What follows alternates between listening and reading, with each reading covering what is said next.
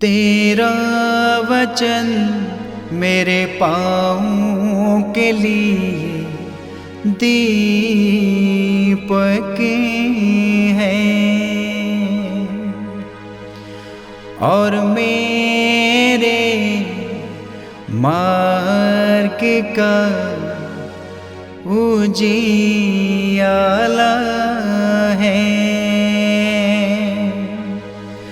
तेरा वचन मेरे पाँवों के लिए दीपक है।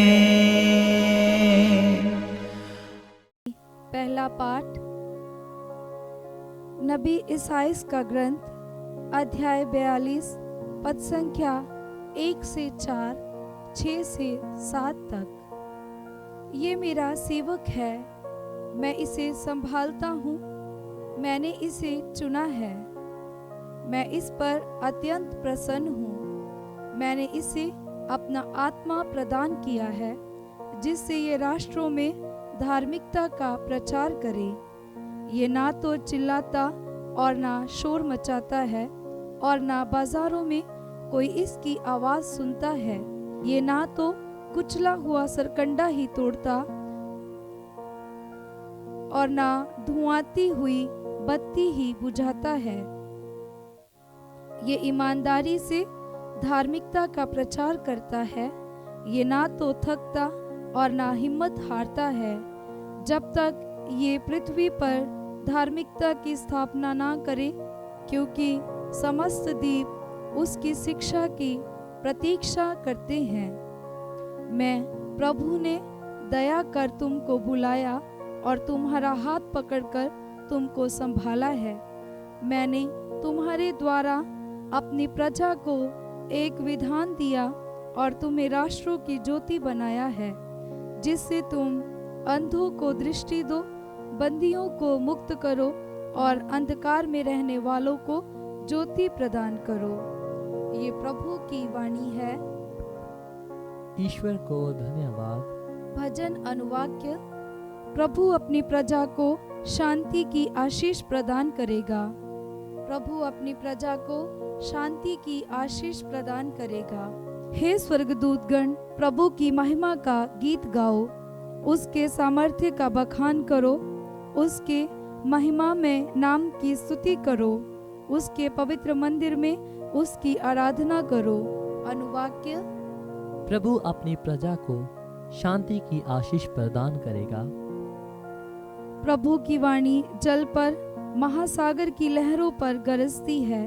प्रभु की वाणी शक्तिशाली है, प्रभु की वाणी प्रतापमय है। अनुवाक्य।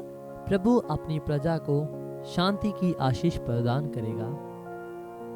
प्रभु की महिमा में वाणी गरजती है, उसके मंदिर में सब बोल उठते हैं, प्रभु की जय। प्रभु जल प्रवाह के ऊपर विराजमान था, प्रभु सदा सर्वदा राज्य करेगा। अनुवाक्य। प्रभु अपनी प्रजा को शांति की आशीष प्रदान करेगा। पाठ दूसरा। प्रेरित चरित्र अध्याय 10 पद संख्या 34 से 38 तक। पेतरुस ने करनेलियुस और उसके परिवार से कहा, मैं अब अच्छी तरह समझ गया हूँ कि ईश्वर किसी के साथ पक्षपात नहीं करता।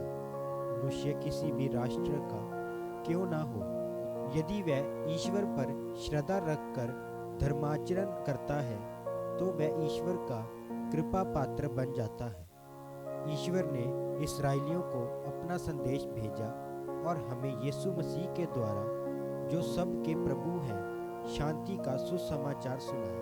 यहूदिया भर में जो हुआ है उसे आप लोग जानते ही हैं। वह सब गलीलिया में प्रारंभ हुआ उस बपतिस्मा के बाद जिसका प्रचार यूहन्ना ने किया था। ईश्वर ने यीशु को पवित्र आत्मा और सामर्थ्य से विभूषित किया और वे चारों ओर घूमकर भलाई करते रहे और शैतान के वश में आए हुए लोगों को चंगा करते रहे, क्योंकि ईश्वर उनके साथ था। ये प्रभु की वाणी है। ईश्वर को धन्यवाद। जय घोष। हालेलुया। अनुवाक्य। हालेलुया। स्वर्ग खुल गया और पिता परमेश्वर की ये वाणी सुनाई दी, ये मेरा परम प्रिय पुत्र है, इसकी सुनो। अनुवाक्य। हालेलुया। पवित्र सुसमाचार संत मत्ती के अनुसार अध्याय 3 पद संख्या 13 से 17।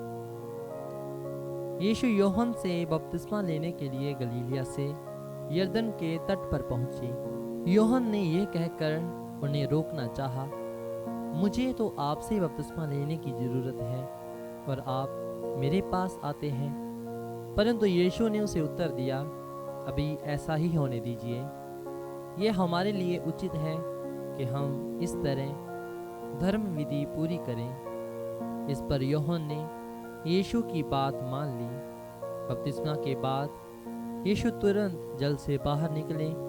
उसी समय स्वर्ग खुल गया और उन्होंने ईश्वर के आत्मा को कपोत के रूप में उतरते और अपने ऊपर ठहरते देखा। और स्वर्ग से ये वाणी सुनाई दी, ये मेरा प्रिय पुत्र है, मैं इस पर अत्यंत प्रसन्न हूँ। ये प्रभु का पवित्र सुसमाचार है। ख्रीस्त की जय।